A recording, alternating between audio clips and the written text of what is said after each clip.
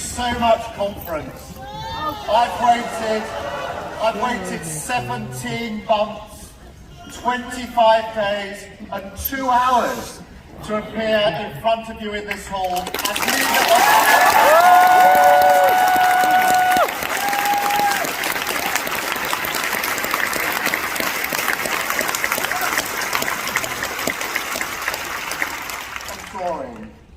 Thank you for your kind words.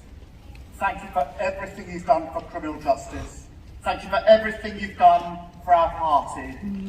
I'm so proud to call you my friend. Thank you, Dory.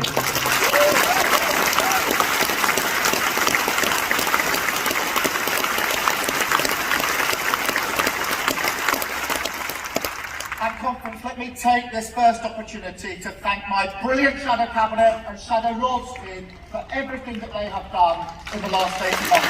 Thank you so much.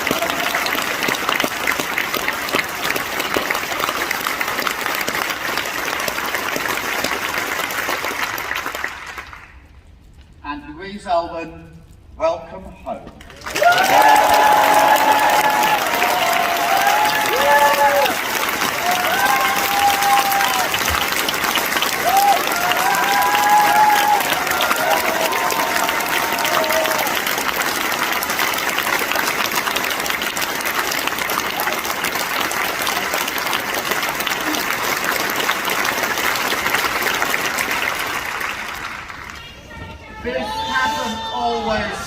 This hasn't always been an easy conference.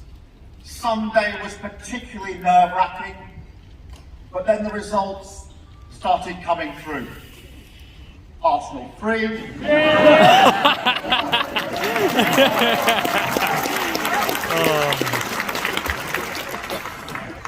Conference, before I start, let me tackle the issue of the day head on. If you go outside and walk along the seafront, it won't be long before you get to a petrol station that's got no fuel. Yeah. Level up! You can't even fill up. And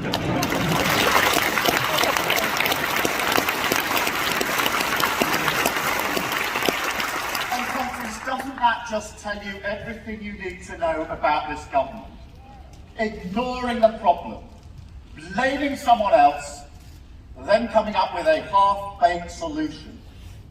Why do we suddenly have a shortage of HGV drivers? Why is there no plan in place? A tank of fuel already cost £10 more than it did at the start of the year. Gas and electricity bills up. Gaps in the supermarket shelves. Rent up, especially for those on the lowest incomes. Yet this is the very moment the government is putting up tax on working people, putting up tax on small business, and shamefully slashing universal credit, the lifeline for 6 million families.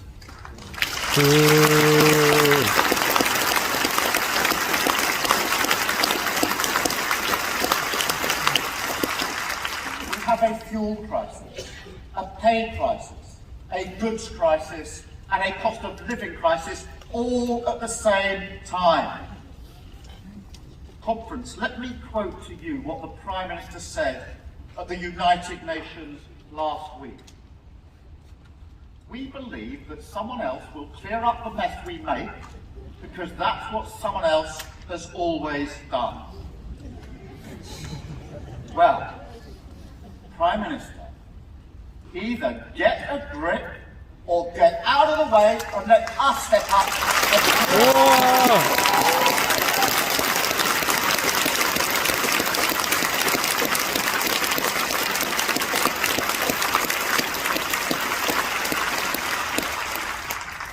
This is our first full conference since the 2019 general election, in which we suffered our worst defeat since 1935.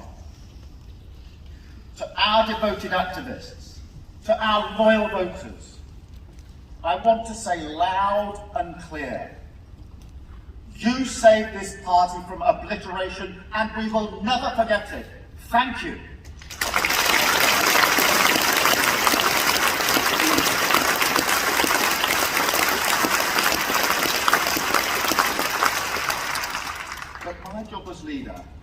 is not just to say thank you to the voters that stayed with us. It is to understand and to persuade the voters who rejected us. To those Labour voters who said their grandparents would turn in their graves, but they couldn't trust us with high office. To those who reluctantly chose the Tories because they didn't believe that our promises were credible. It was your Brexit To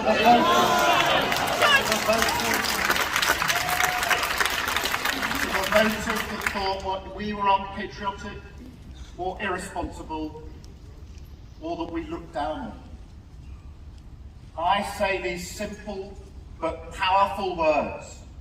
We will never, under my leadership, go into an election with a manifesto that is not a serious plan for government.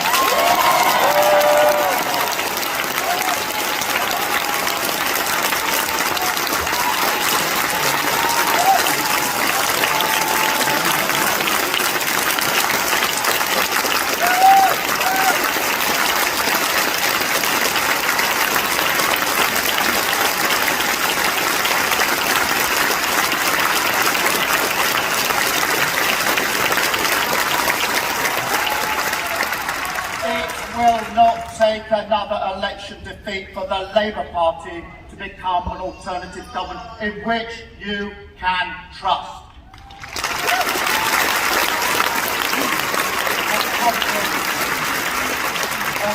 That's why it's been so important to get our own house in order this week, and we have done that.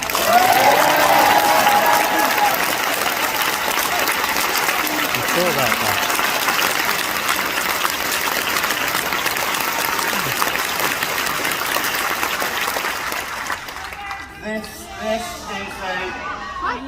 this time on a Wednesday, it's normally the Tories that are heckling me. It doesn't want to be there.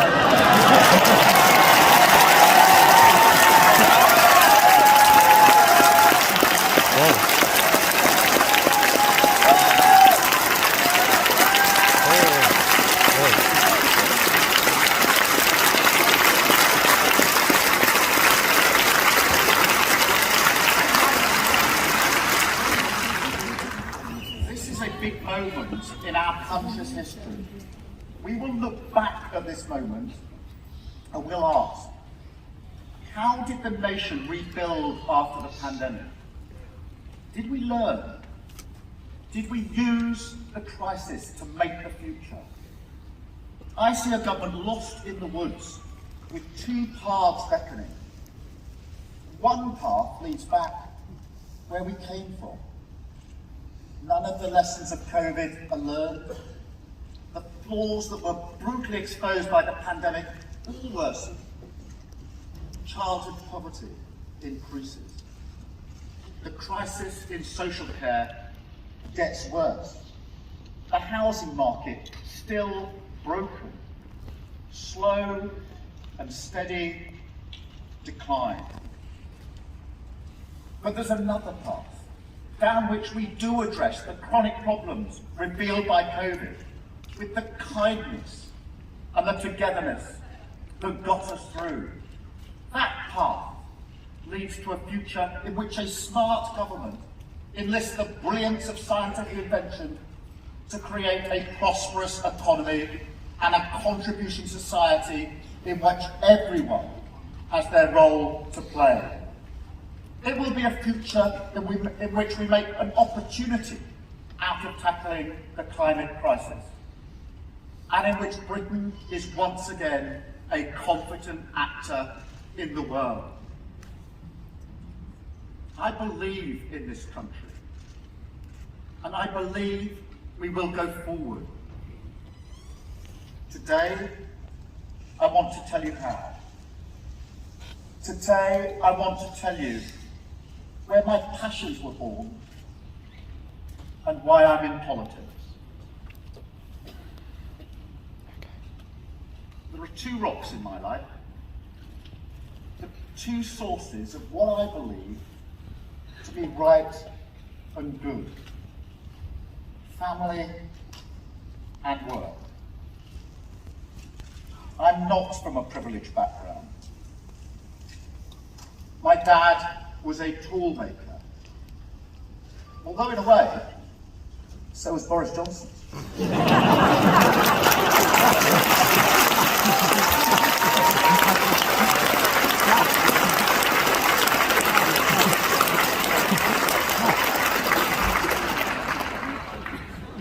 My dad was a toolmaker in a factory, worked on the shop floor all his life. He gave me a deep respect for the dignity of work. There are some lines from Auden that capture the beauty of skilled work. You need not see what someone is doing to know if it's his vocation. You only have to watch his eyes. How beautiful it is, that eye on the object look. I saw that eye on the object look in my dad. The pride that good work brings. It puts food on the table and it provides a sense of dignity.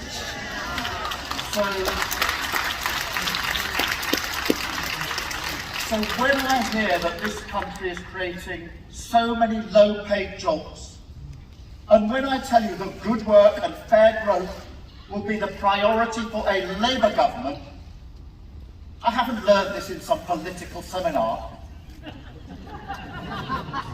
I learnt it around the kitchen table. I learnt it at home from my dad. How pride derives from work. How work is the bedrock of a good economy.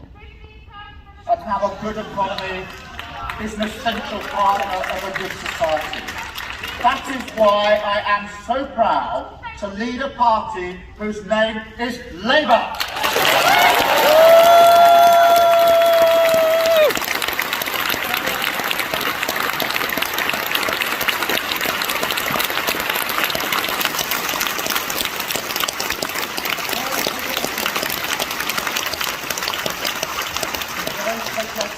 Labour, the party of working people.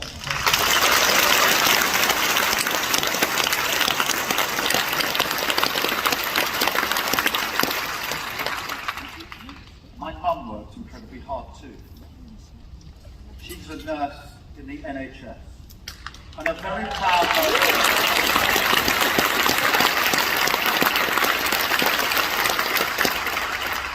I got from my mum an ethic of service. But my mum was also, unfortunately, a long-term patient of the NHS. When she was young, she was diagnosed with Still's disease. It's a rare form of inflammatory arthritis which severely restricts mobility. This disease, along with the drugs she had to take to control it, took a very heavy toll. The NHS, that had been her livelihood, became her lifeline. There were times, many times, when Mum was so ill that she had to go into hospital. I remember going into the intensive care unit one day, as I often did. Mum's bed was a riot of tubes and temperature devices. I could sense the urgency in the conversations of the 4 nurses on my mum's bed. I knew, without being told, they were keeping her alive. I can hardly convey to you the emotion of seeing your mum in that condition.